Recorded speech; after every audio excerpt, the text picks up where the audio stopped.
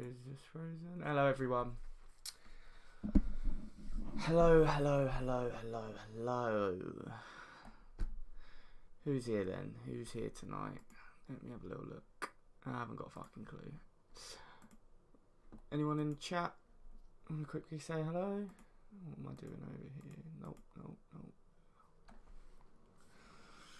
Hope everyone had a very good Father's Day. No, I did. Ended up going out for a couple drinks with the old man, and I had a bite to eat in town as well. It was lovely. I'll get started in a couple of minutes. Just see if anyone else is coming to say hello. Let me have a quick look on the. Okay, cool. Fuck it. Let's just start. Right. Just gonna do just show you my quick plan for the week. Just elaborating on some of the things that I probably spoke about on Friday. Some of the positions which I would like to get into as well going into this week. There is quite a few new ones. I have just added them all in, obviously, after the open.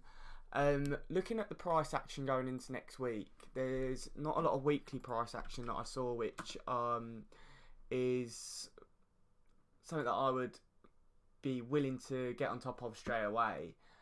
Looking at it right now, again, it's still not a lot. If we actually go onto daily charts, no, that's completely different to what you can see on there. The only thing that I really like, which I'll go for in a minute, is a piece of price action we got on gold. But just before that, one of the positions that I'm looking to get into, hopefully short at some point this week, is hopefully tomorrow, because obviously we got ATR sitting really close to the position. It is short euro dollar. I've still got a bias of euros way overextended. We obviously got a massive shit this week. Well, if you look on the daily, you could say it was a massive shit, and on we got quite a big shit off the highs. Hopefully what we'll then see is a bit of a retracement back up into that area, getting short. Let me just have a quick look. It's 112,696. Just pretty much normal, standard kind of rounded retest into quite a decent level we've seen before. Obviously, previously what we can see from this level is we've had all these highs over here. Bit of a fuck about, bit messy over here to be honest, but you can kind of see the price action break above and get respected quite well again. So I do still think this is a very good level to get short at. It's also almost the 50% Fibonacci level, and obviously we've got ATR and it's a daily level. So we've got all the factors of confluence which I look for when trying to get into a trade. Hopefully what we'll see is we get quite a bit of up movement into there tomorrow. If my stop is actually a little bit higher, originally it was above this candle here. However, I actually changed it for it to be above this candle over here, and you might be wondering why that is for, and it's just due to the fact that it's still not a great place to stick my stop because it's pretty much going straight into the level. However, if we just zoom in, you would actually see that this candle here, which is pretty much a pin bar, is straight into these lows. So it was definitely not an area where I would like my stop, especially as also looking at it as we've got a 61.8% fib there as well, which kind of putting that into account there too. It wasn't something that I was very confident with keeping there, especially when I do and I am known for having stupid stops sometimes, and I'd rather be a lot more safe than sorry on a trade like that. The next area that I'd like to talk about is cable. If we get it completely depends on what we get first. If we could get the euro before the cable trade, I'd probably take the cable off because we just have way too much risk on the dollar, and I don't really feel comfortable with having something that correlates quite similarly, fucking hell, shit English, quite closely, I mean, to each other. I don't think that's a good position to be in. Obviously, if it's goes in the right direction, obviously it's great. However, we've always got to plan for the worst and hope for the best. My stop is just above this candle over here, 127.1 area. I thought that was kind of the best area for it. If we put it through the thrust candle or anywhere else, I thought it was a bit too tight. So that's just kind of that play for you. My take profit is this kind of level over here. You might be asking for why, and it's just I don't feel like we would pretty much hit that level and break down all the way down to this weekly level, this daily level. I mean, and if we quickly go over a little bit back, you can kind of see how it was a previous level before. So first trouble area as well. So that's definitely somewhere where I would be looking to get out at. The next positions, just quickly to talk about tonight, nothing on the euro pound. I don't really see myself getting in that at all in the next coming weeks. Still got cheers mate, thanks. I don't even know who this is. Oh, Twitch Prime. Oh, what a ledge. What was I fucking saying? Can't even remember. Yeah, so this Swiss franc trade. I spoke about this quickly. First letters, dickhead. Oh, creddy. Oh, okay, I get it now. So yeah, I spoke about this on Friday. I've had this order in since the 31st of May. So yeah, definitely something that I'm still looking to get into. Obviously, it's a very nice area to get short. My only trouble with this area currently is kind of deciding where I want to keep my take profit. If you come in here quite often, you know that I look for the most recent level. So if we're talking about that, it would be this area here, and just before we turned kind of a little bit away from it, and that would kind of be the first trouble area. However, you could also say that the daily level is the first trouble area as well, and this blue level here. So it's definitely something I'm going to have to look out for. If we get any shit price action in that area, I'd probably be looking to pull that trade completely. But so far so good. We've got quite a nice setup going on here, actually, to be honest. We've obviously had this really good weekly break of this level, which has been a great weekly level previously. We've broke through the daily level as well, and yeah, we've got ATR confluence. I just can't really argue with that kind of setup, to be honest. The next thing, quickly talk about, nothing on pound yen, nothing on the euro, nothing on Aussie. The only thing I'd like to point out on the Aussie is how many times we've now hit this level. Can people see my screen? Just quickly, because I don't know if it's working. I think you can. You should be able to. Because I'm trying to watch it on another thing, but it's... Fuck it, I'm just going to carry on. Alright, excellent. Thank you very much, mate. Cheers. But yeah, this daily level here, we've hit this a couple of times now, and I do reckon that we're going to break through it at some point this week. And my next kind of area for support would be this weekly level down here. Probably, I think we might tag downside ATR tomorrow. Obviously, we're in a Monday. It's a Monday. It's fucking shit normally on a Monday, and it's normally in the markets. It's literally dead and boring. Don't normally, I never used to trade Mondays when I first started, but I do now. But yeah, nothing really that I'd immediately get short on there. Dollar yen, I've still got all these positions in. Hopefully we might get a bit of action on here in the week. It's still obviously the very good breakthrough, this daily level. We have the 50% fib and also ATR confluence. So that's something that's definitely staying on. Hopefully we'll get a position on there through the week. Looking at Kiwi, I did put a position on the Kiwi. The only thing that I don't necessarily like about this as much is how big my stop is. Now, you could argue to put my stops down here. However, I think that's way too tight. Up here, still not a massive fan of it, because we're going into this low over here, the low's over here, and obviously the low here, and a bit of support which was over here as well. So it's ticking a lot of boxes. We've obviously got ATR right on pretty much on the entry point, and we did have the daily level, and I still do think that we will break this weekly level, which we have hit. Well, we've broken through it previously, but I've just got a gut feeling that we're going to break this weekly level this week. And If so, I definitely think we'll take this low here. But however, this is where my take profit will be, and that's where it's going to be staying, just because it's the first trouble area. But I do reckon we got quite a little bit of liquidity below here, because the market's obviously finding it a lot easier to go down at the moment on the Kiwi than to go up. Looking at anything else, still got my order on the S&P, but to be honest, I don't really see anything else immediately that's shouting out to me. I actually put in this US dollar CAD long. I thought this is a great setup now. I did get stopped out on this trying to get short.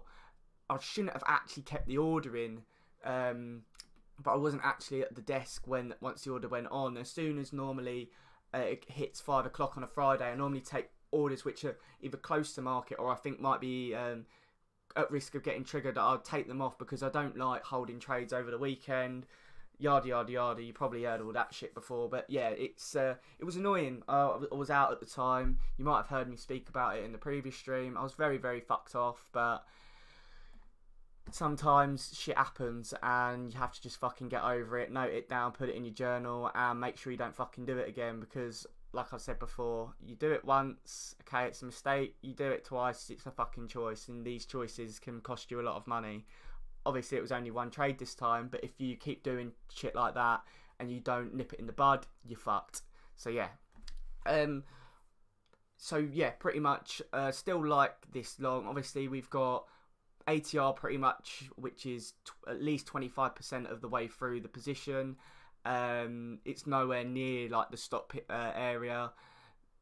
The thing I don't really like is obviously the 50% fibs quite close to the other end of the and quite near the stop. However, we do have the 38.2% fib and the break of the weekly level, so there's quite a lot of confluence there, and I do still like that trade quite a bit. Hopefully, we'll get some nice business going into next week. I think I got 2 trades last week, and to be honest, at the moment, I've only really been getting about 2 trades a week on this strategy. However, I do have a lot higher strike rate on this strategy than I do on the hourly, and some of you would know that's why I stopped doing the hourly. But yeah, that's pretty much it for tonight. I've not got anything that I really want to go over stats wise. I'm pretty much finished on the the open stats, which the Sunday open stats that Tom was talking about the other day. But that's pretty much it. I'm still going to be concentrating as well on the short-term strategy that I was doing. That went very well on Friday, and hopefully, fingers crossed, that will obviously be quite nice if that it is a profitable strategy, and I'll be able to implement that as well as soon as possible. But however, I do have to do 100 trades and have quite a big sample size before I do that. Alex, I do my levels on the weekend, mate. So say for example we get to the weekend, and what I'll quickly do is I'll go onto the weekly chart. So I'll pretty much do this. I'll go all the way down onto the weekly, have a quick look on there, see if one, obviously it's still a level, but 2, if it's been respected. Because if it's been a respected level, quite a lot of times, it's still a strong level. So that's pretty much how I do them. Then pretty much the same story for the daily chart. I'll pretty much sit on there and pretty much have a look to see what's happening. If it's still a respected level, if it's had really messy shit go through it. Say for example, if we go back to trading in September, you could say, well, you could have had a level here, pretty much right bang here, straight across the chart, but you could say, well, it's been quite messy across it. So what I'll then do is I'll delete the level and I will just update them quite quickly to pretty much just to see if the market's still respecting that level or not. You could argue with me actually that this level here at 131.327 is a shit level. However, if you go down onto the lower time frames, what you'll see is it's actually been respected very well. So it's one of those things with levels where it's very much to the person. It's very discretionary. But what I would say is what I said in the previous stream, whereby start your levels going from the right to the left and then pretty much go from there. And it's one of those things, as once you've put a lot of chart time into the market, you'll start to see and you'll start to get kind of information together whereby you know where the levels are going to be better, going to be worse, and just pretty much shit like that, to be honest. But that's what I do. It'll get to, well, the weekend. I'll normally do them before the Sunday open, or I'll do them after the Friday close. It kind of depends what mood I'm in and if I've had anything to drink, to be honest, because normally on a Friday I actually have a little journal here which says kind of what times I socialise and a load of bollocks, but that's not very interesting. But yeah, that's pretty much what I do with that. Does anyone else have any quick questions, or is that cleared everything up for tonight? I will be obviously streaming again on Wednesday night, so if you do have any other questions, just DM me. Don't be scared to ask questions. If there's anything you lot want me to quickly go over on Wednesday, I really don't mind doing that for you. But yeah, there's nothing that I'm immediately going to be going over, like stats wise. I've pretty much done the other parts, so yeah, that's probably going to be it for tonight. And I'm actually probably on Wednesday, I'm probably going to be choosing some stats to go over, and then what we can do is after that, we can have a little look at how I record stats. So if you want me to go through that in a separate video, I can do that for you. How specific are your edgewonk strategies? So what do you mean by that? Do you mean my journaling? Unless you want to go over it on Wednesday. No, I can go over it now, mate. I can just get it smashed out now for you. So what do you mean by that? Because obviously when you say that to me, that's kind of like how I journal it, how specific it is when I journal, or is it, I don't really understand that, because how specific, I'm trying to think.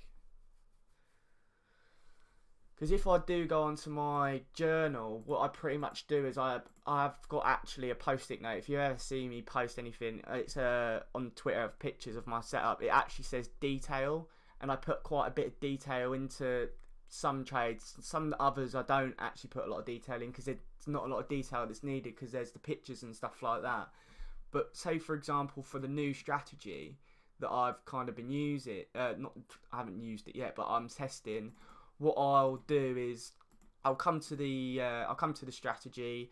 I will kind of I've already written out all the setups, or the setups that I've taken on it so far. I'll then go on the confluence, put the pin bar, put the other confluence in here, and normally what I would do is I'd also put in emotions and stuff like that. However, because the test is on a demo account, my emotions are kind of still the same. However, it's a little bit different. I'm not going to put as much detail in, kind of thing. It's more with this. It's more when I'm recording for this. It's more like tick boxes than anything else. You said name strategies. Do you have time frame? Do you have time frame ones? Yeah. So what I pretty much did, I actually went over this a couple of weeks ago, but what I've done is, because I was finding it really difficult to distinguish whether my hourly strategy or my 4 hours doing better. So what I did is I went through them all and put as an entry comment H1 or H4.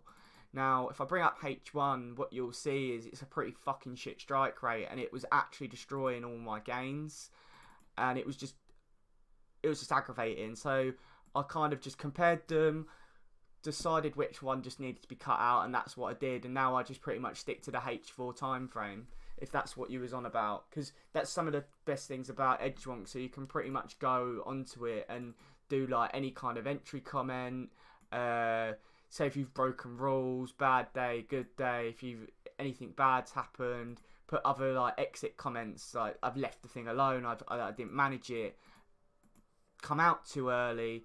One thing I do recommend you do with edgewonk as well is always get pictures. So with pictures for this, so say for example I bring this one up, this is the hourly time frame here, which you can obviously see. You've got the hourly time frame there, you've got the 4 hour, you've got the daily, and then you've got the weekly. So then you can kind of come back to your journal, and then you'll see what's going well for you, and then you kind of pick up on things. So you're like, say for example you see a bar pattern, which really works out for you, or you see something that sparks your interest, or it's like a pattern in the market, and that's when you can just start seeing them, because you'll also start to find that there's things that are consistently happening with your winning trades, and you might not even see them until you reviewed your something. So say, for example, when I kind of had a bit of a moment and I saw that sometimes we have very good, we respect inside day levels, the low and high really well with other price action, and when we break areas quite well. So it's just things like that pretty much. But is there any other things you want me to quickly go over, or would you rather me go over in the next session? Or has that cleared it all up?